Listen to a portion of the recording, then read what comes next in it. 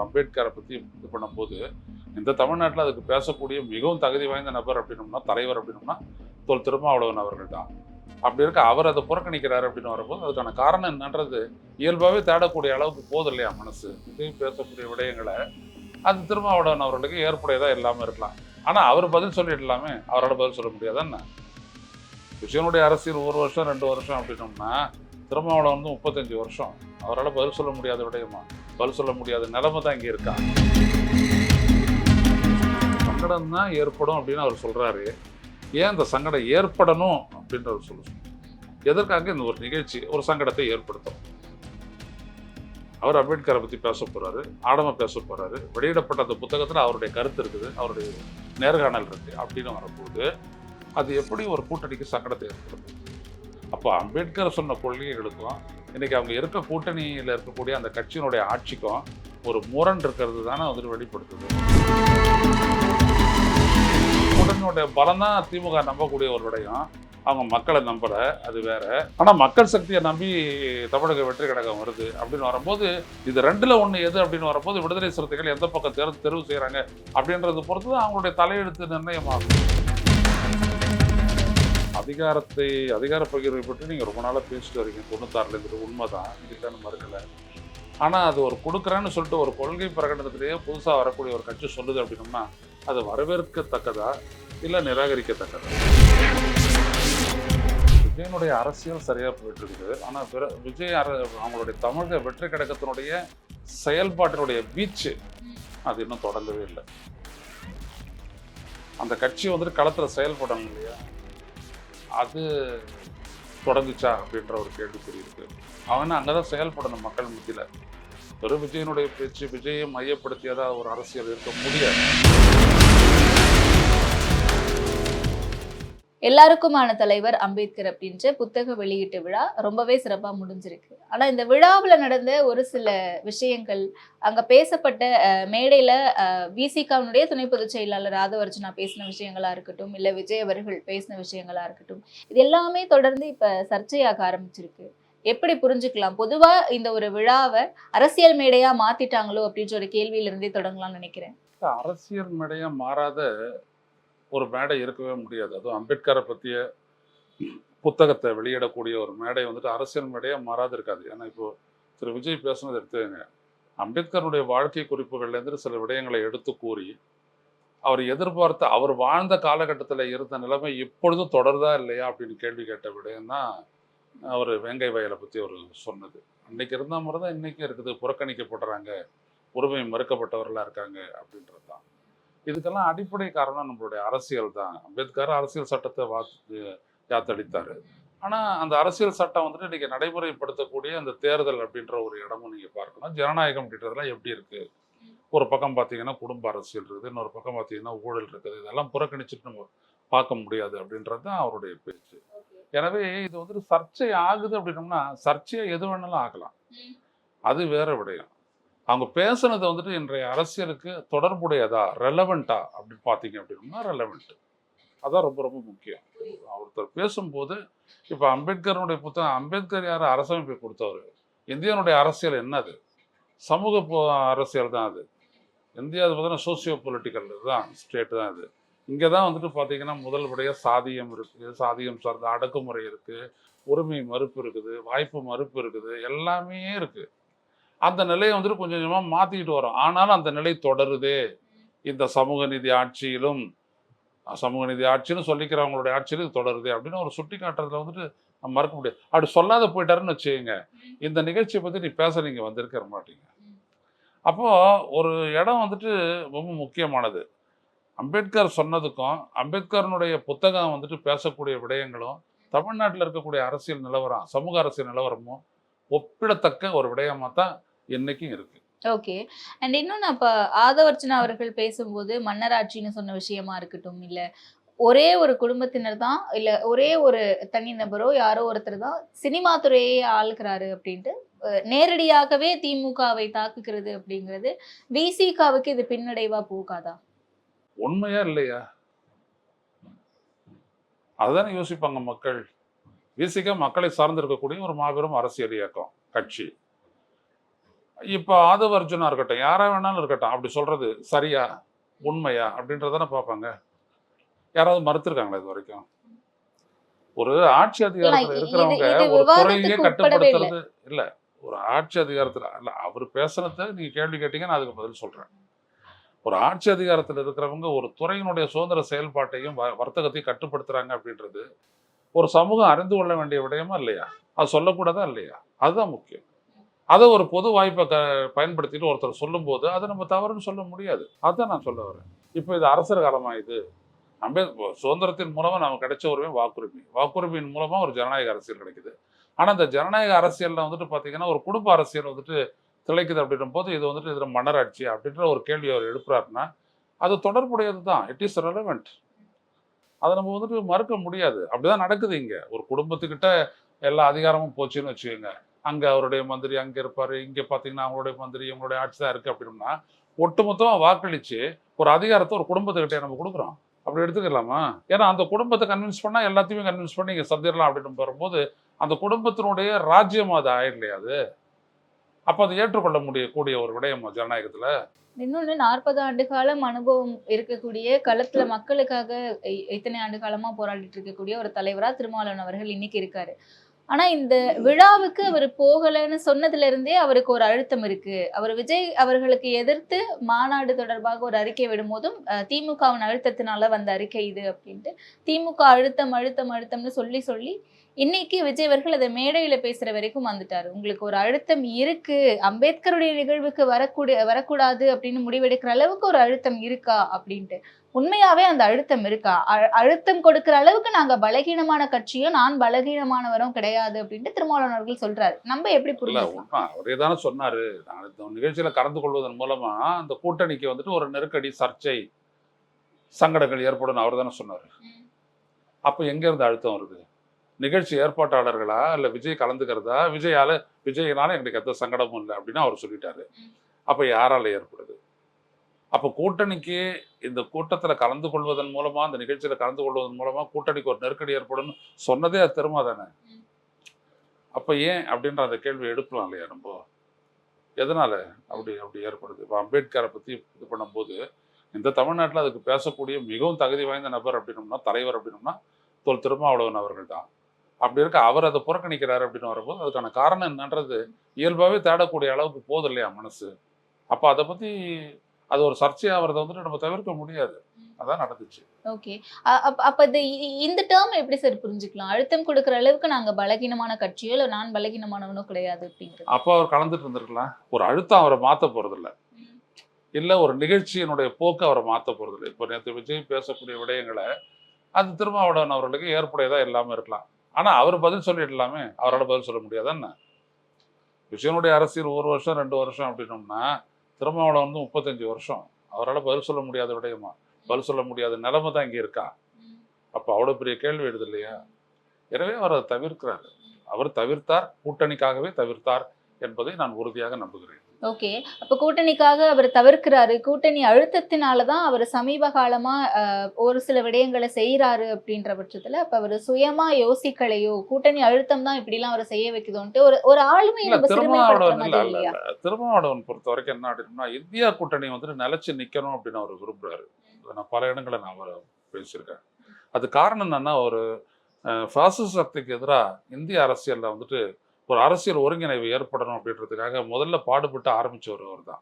முதல்ல இருந்தே அதை சொல்லிட்டு இருந்து அதை செய்யறதுக்கான ஒரு அச்சாரம் விட்டவர் வந்துட்டு அவரும் ரவிக்குமாரும் தான். எனவே அவங்க வந்து அந்த கூட்டணி நிலைக்கணும் அப்படின்னு நினைக்கிறாங்க. திமுக கூட்டணியில தாங்கள் இருக்கணும்ன்றதை விட இந்தியா கூட்டணி நிலைக்கணும்னு அவங்க நினைக்கிறாங்க. அது ரொம்ப ரொம்ப முக்கியம் ஒரு கூறு. ஆனா இங்க தமிழ்நாடுன்னு வரும்போது இப்போ மக்களவை தேர்தல முடிச்சாச்சு. பாஜக கால் ஊன்றதை தடுத்தாச்சு. 26 தேர்தலையும் மறுபடியும் அதே எஜெண்டா. அப்ப இந்த ஆட்சியினுடைய குறைபாடுகள் இதற்கு வந்துட்டு ஒரு மாற்றம் வேண்டாவா? அப்ப அந்த இடத்துக்கு போயிட்டு சிந்திக்காம எது திருமாவளவனையும், விடுதலை சிறுத்தைகளையும் தடுக்குது? அப்படின்றது ஒரு பெரிய விடயம் இல்லையா அது? ஸோ அதுதான் அவருக்கு ஒரு நெருக்கடியை ஏற்படுத்துது. ஒரு கூட்டணிய கட்டி காக்கிறதுக்காக அவருடைய கட்சி, கொள்கை, மக்கள் எல்லாத்தையும் எப்படி அவர் வந்துட்டு விட்டு தர முடியும்? அப்படின்ற ஒரு கேள்வி தான் பொதுவா எழுது.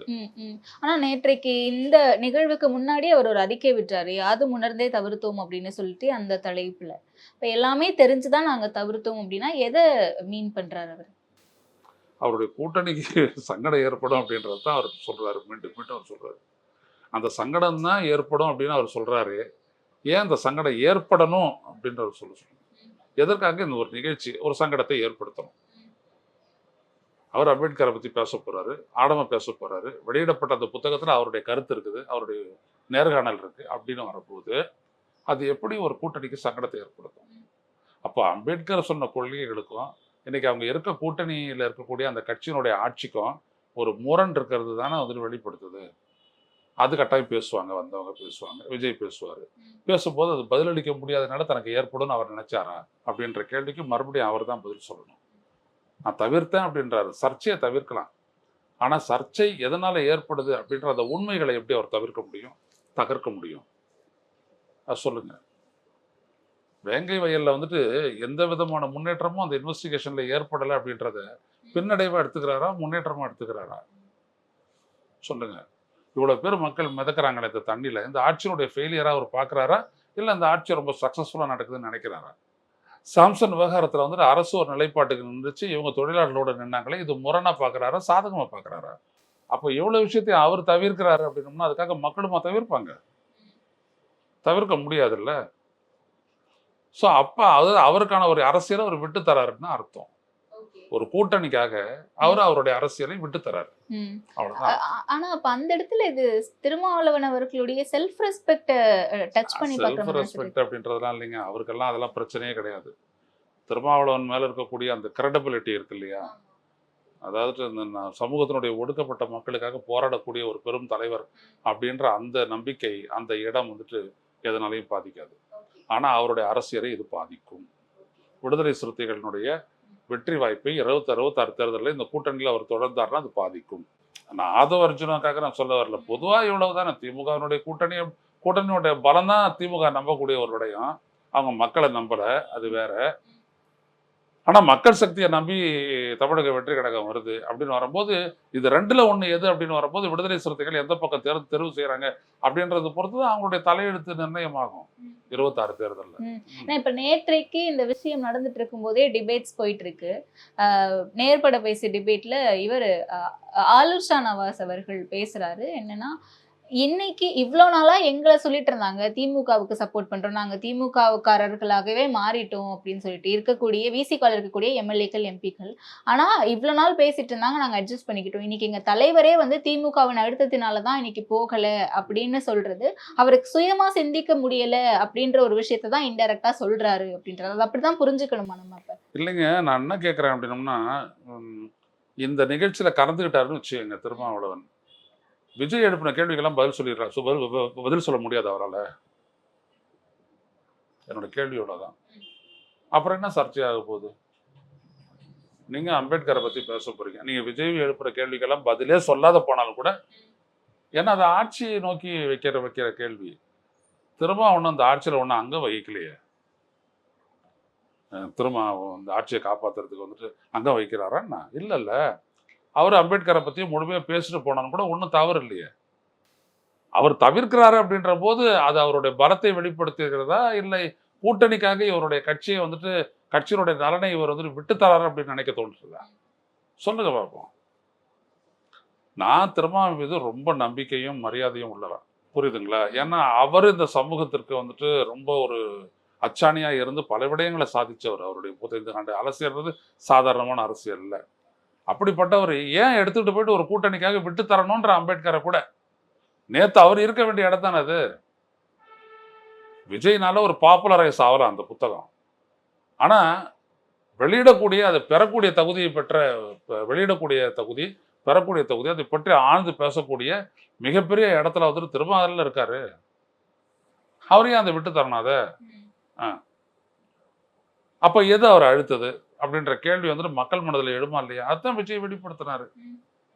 மனசு இங்க தான் இருக்கும், நம்மளோட தான் இருக்கும் அப்படின்னு விஜய் சொன்னதனுடைய அர்த்தம் அதுதான். நமக்கு தெரியும் திருமாவை பத்தி. அதிகார பகிர்வு அப்படிங்கிறது இன்னைக்கு நேற்றான ஒரு முழக்கம் கிடையாது. நாங்க கிட்டத்தட்ட 1990 எண்ணெயில இருந்து வேணாலும் இருக்கட்டுமா? அதுதான் சார். விசிகாவுல இருக்க பலருமே இதை சொல்லிக்கிட்டு இருக்காங்க. எங்களுடைய முழக்கம் இதுவாதான் இருக்கு. எங்களுடைய தலைவரை நாங்க அரியணை ஏற்றி பார்க்கணும் அப்படின்ட்டு. ஆனா ஏன் இது ஆதவர்ஜுனா சொல்லும் போது மட்டும் சர்ச்சைக்குள்ளாகிற மாதிரியான பேச்சுக்கள் வருது? ஆதவர்ஜுனா சொன்னதுனால சர்ச்சையாகல, விஜய் பேசுனதுனால சர்ச்சை ஆக்கினாரு திருமாவே. திருமாவே அதுக்கு எதிராக கருத்து சொன்னாரு. அது ஒரு ஆஃபர் அப்படின்னாரு. அதுவே ஒரு தவறான ஒரு சொல். அவரே அப்படி சொன்னாரு. ஆக்சுவலா அதை உண்மை. நான் என்ன கேட்குறேன் அப்படின்னம்னா, அதிகார பகிர்வை பற்றி நீங்கள் ரொம்ப நாளாக பேசிட்டு வரீங்க. 96ல இருந்துட்டு உண்மைதான், இல்லைன்னு மறுக்கலை.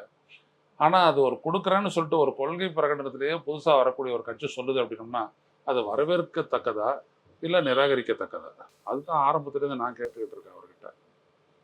அப்போ உங்களுக்கு ஏதோ ஒரு அழுத்தம் இருக்குது திமுக கூட்டணியில் தொடர்றதுக்கு.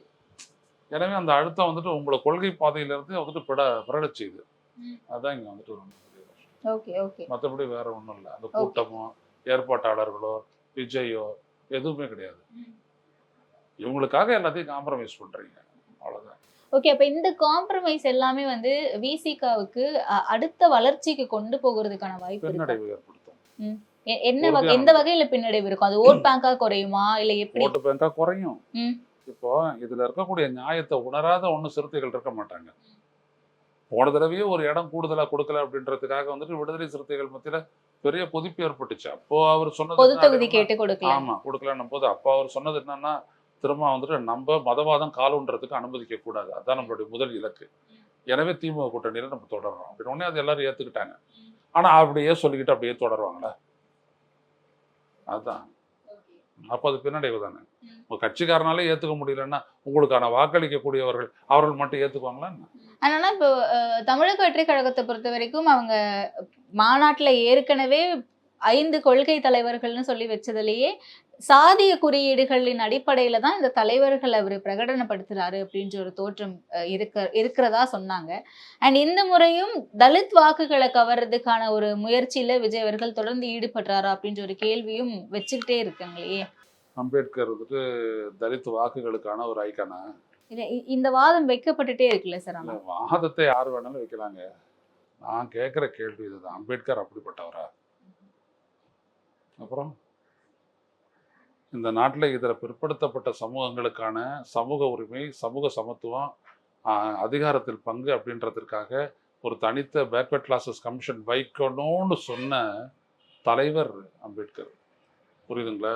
இந்த நாட்டு செக்கெடுத்த செம்மல் வந்துட்டு பாவ சிதம்பரம் பிள்ளை. அவர் பிள்ளைமார்கள்லாம் தூக்கிட்டு போயிட்டு அவங்க வந்துட்டு அவங்க கொண்டாடுறாங்க அப்படின்றதுக்காக அவர் வந்துட்டு ஒரு சாதிய குறியீடு ஆயிடுவார். இல்லை பெருந்தலைவர் காமராஜர் ஒரு சாதிய குறியீடு ஆயிடுவார். இதெல்லாம் அபத்தங்கள். இவங்களுக்கெல்லாம் பதில் சொல்ல வேண்டிய அவசியமே கிடையாது. அவங்க சொல்லியிருக்கக்கூடிய உண்மையான விடயங்கள் என்ன அப்படின்றது தான் தொகுத்து அந்த புத்தகமாக வெளியிட்டு அதுதான் நேற்று வெளியிடப்பட்டிருக்கு. அது விஜய் வெளியிட்ட காரணத்தினாலேயே அது வந்து இளைஞர்கள் மத்தியில், இளம்பெண்கள் மத்தியில் பாப்புலர் ஆக போது அவங்க எடுத்து படிக்க போகிறாங்க. அதுதான் விஜய் வெளியிடுறதுக்கான பலன். அதில் திருமாவும் இருந்தாருன்னா இன்னும் நல்லா போயிருக்கும். ஸோ ஒரு குறை, அதை பற்றி பரவாயில்ல, போக போகுது. எனவே அதை படிக்கிறவங்களுக்கு நல்லா தெரியும், அம்பேத்கர் வந்துட்டு ஒரு வெறும் குறியீடு அல்ல, அவர் ஒரு மிகப்பெரிய ஒரு பாதை, வழிகாட்டி அப்படின்றது தெரியும். ஓகே, ஸோ விஜயோட ஸ்பீச் பற்றி உங்களுடைய கருத்து என்ன சார்? நல்ல ஒரு முதிர்ச்சி வாய்ந்த ஒரு ஒரு அந்த இடத்துக்கு அந்த நிகழ்வுக்கு ஏற்ற ஒரு உரை இது. நிச்சயமான உரை. நிச்சயமா அரசியலோடு பேசினார் அவர். அது நான் ரொம்ப பெரிய அளவுக்கு வரவேற்கிறேன். இவர் இருந்திருந்தது அப்படி பேசாத அவர் போயிருந்தார் அப்படின்னோம்னா, தமிழக அரசையோ இந்திய ஒன்றிய அரசையோ இழுக்காம போயிருந்தாருன்னா நேற்றைய நிகழ்ச்சியே வந்துட்டு பெருசா தமிழ்நாட்டுல பேசப்பட்டிருக்காது. கரெக்டா அவர் பண்ணாரு, சரியாத போச்சு. ஏன்னா கரெக்டா ஒரு சாதிய குறியீடுகள் இல்ல பிரிவினைவாதம் அப்படின்ற அடிப்படையில மணிப்பூர் விஷயத்தை எடுத்து பேசுறாரு. நீங்க வேங்கை வயல் பிரச்சனையை பேசுறாரு. மத்திய அரசையும் சுட்டி காட்டுறாரு, மாநில அரசையும் சுட்டி காட்டுறாரு. சோ இந்த மாதிரி அடுத்தடுத்து விஷயங்கள் இன்னும் ஸ்ட்ராங்கா பேசுவாரா? ஆமா, ரொம்ப ஸ்ட்ராங்கா இருக்கும், ஆழமா இருக்கும். அதானே அவர் சொன்னார் மாநாட்டிலேயே. நம்ம வந்துட்டு ரொம்ப பெருசா சத்தம் போட்டு பேச போறது இல்லை, ஆனா பேச போற விடயங்கள் ஆழமா இருக்கும், அழுத்தமா இருக்கும்னு சொன்னாரு. அப்படிதான் இருக்கும். சும்மா பெயருக்கு போய் ட்வீட் போடுறதோ இல்ல பெயருக்காக போய் மழை அடுத்த கட்டம் போராட்டம்னு ஒண்ணு இருக்குல்ல. ஆமா, ஒன்றதை சாதிக்கிறதுக்கு பேசிட்டா மட்டும் முடியாது. அதான் இப்போ இருக்கிற அரசியல்.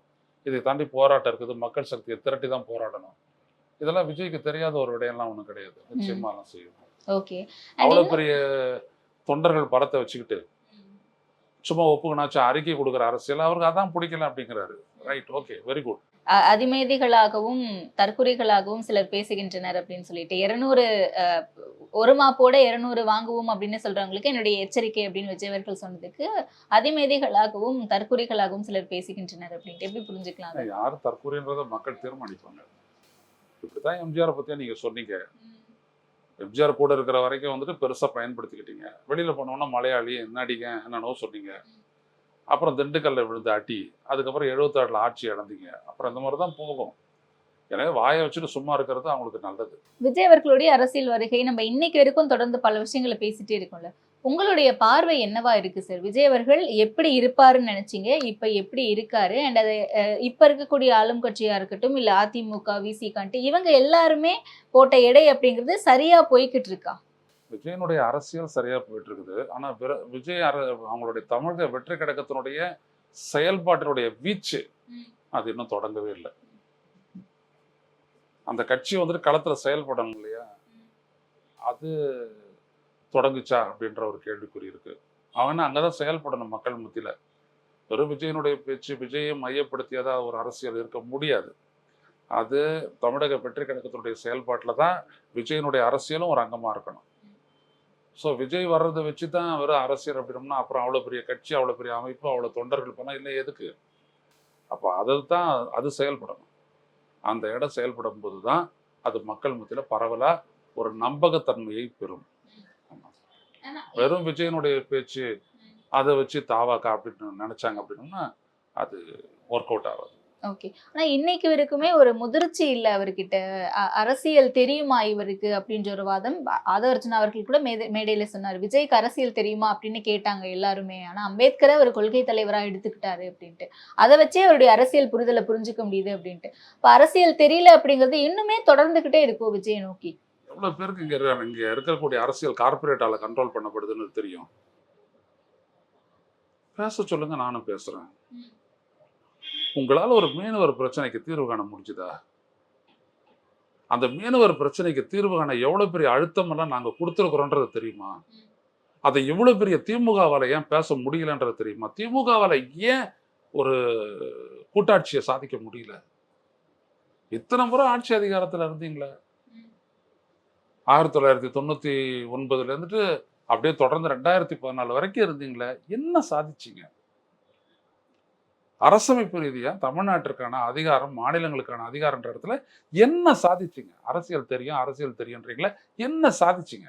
உங்களை தாண்டி எவ்வளவு விடயம் சாதிக்கப்பட்டிருக்கு தமிழ்நாட்டுல. அதனால இந்த அரசியல் தெரியுமா தெரியாதா அப்படின்ற பரீட்சைகள்லாம் வராதிங்க.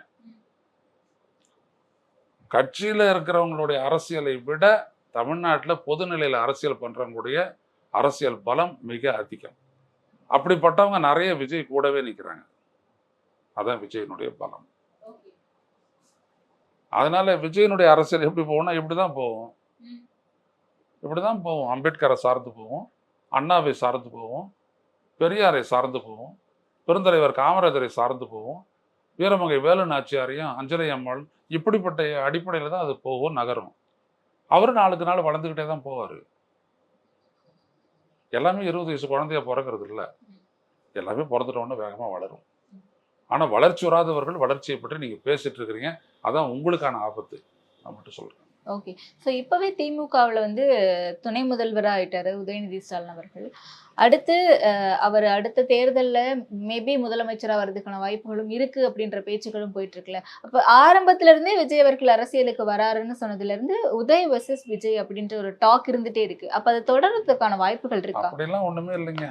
இதெல்லாம் மக்களை புறக்கணிச்சுட்டு ஊடகத்துல உட்காந்துக்கிட்டு இவங்க போடுற ஒரு ஸ்டாட்டிஸ்டிக்கல் தியரி, இவங்க ஃப்ளோட் பண்ணக்கூடிய ஒரு இமேஜ், இதெல்லாம் நடக்காது. இதெல்லாம் ஏர் பபுள், எல்லாம் உடஞ்சி போயிடும். மக்களுக்கு இறுதியா இந்த ஆட்சி செய்தது என்ன அப்படின்றதுக்கான பதில் தான் 26 தேர்தல். இதற்கு ஒரு மாற்று வேண்டுமா வேண்டாவா என்பதற்காக அவர்கள் தேடக்கூடிய தீர்வு தான் 2026 தேர்தல். இதை தாண்டி வேற எதுவுமே கிடையாது. ஸோ எனவே உதயா அப்படிலாம் எதுவுமே மிதக்கிறவங்களுக்கு தெரியும். உதயா இல்லை கிடைக்கிறது உதையா அப்படின்றதெல்லாம் அவங்களுக்கு தெரியும். மக்களோட முடிவு என்னவா இருக்கும்னு நினைக்கிறீங்க சார்? பாருங்க, ஏன்னா இவங்க வேலை செய்யறத இல்ல, பொறுத்து தாவேக்கால இருக்கவங்க எல்லாருமே ரொம்ப ஓவர் கான்ஃபிடன்ஸா பேசுற மாதிரி இருக்கே சார். நாங்க எடுத்த உடனே 2026ல ஆட்சி அமைச்சிருவோம், முதல்வர் இல்ல ஆக்கிடுவோம் அப்படின்ட்டு. அப்படியெல்லாம் பேசக்கூடாது அப்படின்றத நான் ஏத்துக்கிறேன். என்ன காரணம்னு கேட்டீங்கன்னா, நீங்க மக்களை முதன்மைப்படுத்துங்க, மக்கள் கிட்ட போங்க, மக்களிடையே பணியாற்றுங்க, மக்களிடையே நம்பிக்கையை ஏற்படுத்துங்க. நாங்க வந்து சாதிக்க முடியுன்ற நம்பிக்கை ஏற்படணும். இப்ப விஜய் மீதான ஒரு சாதகமான ஒரு கருத்து அபிப்பிராயம் தான் இருக்கு. அது மிகப்பெரிய அளவுல ஒரு நம்பிக்கை ட்ரஸ்டா மாறணும். ஸோ அதை மாத்துறதுக்கான நடவடிக்கையில நீங்க களத்துல ஈடுபடணும். சும்மா உட்காந்துக்கிட்டு பாப்புலாரிட்டியில அரசியல் பண்ணிட முடியாது. எம்ஜிஆர் வேற, அதையே நினைச்சுக்கிட்டு நம்ம பேசக்கூடாது. எம்ஜிஆருக்கு பின்னாடி 20 ஆண்டுக்கார அரசியல் இருந்தது, அது வேற. தாவேகாக்கு பொறுத்த வரைக்கும் என்ன அப்படின்னோம்னா வந்துட்டு உங்களுடைய செயல்பாடு களத்துல இருக்கு. நீங்க நல்லது கெட்டதுல மக்களோட நின்று இருக்கீங்க, பல்வேறுபட்ட அவல நிலைகள் எல்லாம் மக்களுக்கு உதவி செஞ்சிருக்கீங்க, மறுப்பதற்கு இல்லை. ஆனால் தீவிரமான அரசியல் செயல்பாட்டின் மூலம் நீங்க மக்கள் மத்தியில ஆழ்ந்து நீங்க பதிஞ்சிங்க அப்படின்னோம்னா தான் உங்களுக்கான சாத்தியக்கூறு 26ல திறக்கும். ஓகே. இப்ப 2026 களம் யாரை நோக்கிய ஒரு அரசியல் பயணமா இருக்கும்னு நினைக்கிறீங்க சார்? மாற்றத்தை நோக்கிய களமாக இருக்கும். ஆனா மீண்டும் திரும்பவும் திமுக தான் ஆட்சிக்கு வரும்னு சொல்றாங்க. சொல்லிக்கிட்டோம், கனவு காண உரிமை எல்லாருக்கும் உண்டு. ஆனா கனவுல மிதக்கிறது தான் இங்க வந்துட்டு சார், எல்லாமே ஆனா நம்ம அதை அக்செப்ட் பண்ணி தானே சார் ஆகணும். கூட்டணி இன்னும் எதுக்கு ஸ்ட்ராங்கா accept தானே பண்ணணும்? இருக்காங்க. அதான் சொல்ல வர, கூட்டணி ஸ்ட்ராங்கா இருக்குதுன்னா அப்ப மக்கள் வீக்கா இருக்கிறாங்களான்னு கேட்கிறேன். மக்கள் சிந்தனையற்றவர்களா இருக்கிறாங்களான்னு கேட்கிறேன். இவ்வளவு பெரிய மழை, இவ்வளவு எடுத்த பெரிய உடனே அளவு. ஆட்சி மாற்றத்துக்கு கொண்டு போய் முடியும்னு நம்மளால சொல்ல முடியாதுல்ல சார். இப்ப போன முறை என்ன நடந்துச்சு 2021ல, அது 2019 சொன்னா அதான் நடக்கும் அப்படின்ட்டு எப்படி சொன்னோம்? மக்கள் மாத்துவாங்க தானே, அதுக்கு தானே ஓட்டு இருக்குது இல்லையா? இவிஎம் வச்சுட்டு என்ன வேணாலும் பண்ணலாம், அது அப்புறப்பட்ட பிரச்சனை, அது அடுத்த சவால். மக்களுக்கான வாக்குரிமையும் எதுக்கு நிர்ணயிக்கிறதுக்கு தானே. அது என்ன இவங்க வந்துட்டு அண்ணா அறிவாலயத்தில் நிர்ணயிக்க முடியும்? இவங்களும் மக்கள்கிட்ட தான் வந்தாகணும், எல்லாரும் மக்கள்கிட்ட தான் போய் ஆகணும், மக்கள் தான் தீர்மானிப்பாங்க.